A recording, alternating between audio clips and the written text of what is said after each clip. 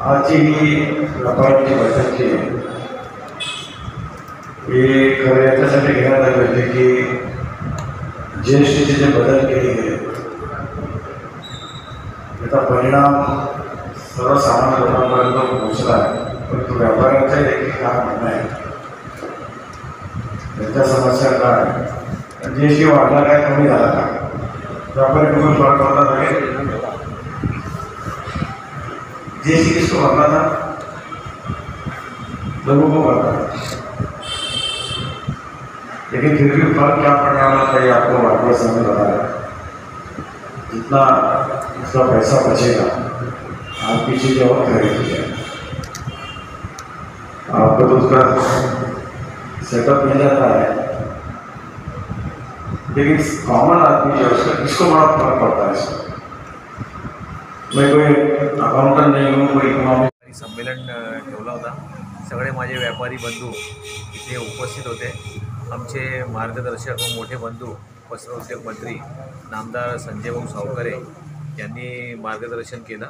सगळ्या व्यापाऱ्यांच्या म्हणजे GSTबद्दल रिफॉर्म जे GSTचं झालेलं आहे आणि आपल्या जनरल पब्लिक पर्यंत आणि व्यापारींमध्ये काय आपल्या त्याचं बेनिफिट आहे या संदर्भात सगळं डिस्कशन झालं।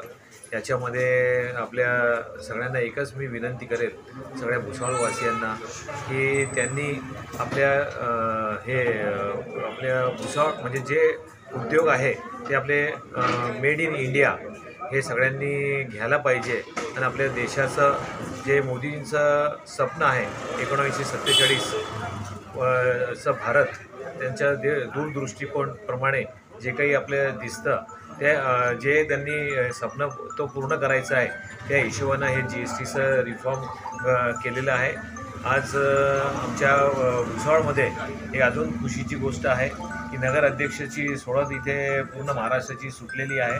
त्याच्यामध्ये भुसावळमध्ये आम्हाला SC महिला राखीव हे भुसावळमध्ये आम्हाला लाभलेलं आहे।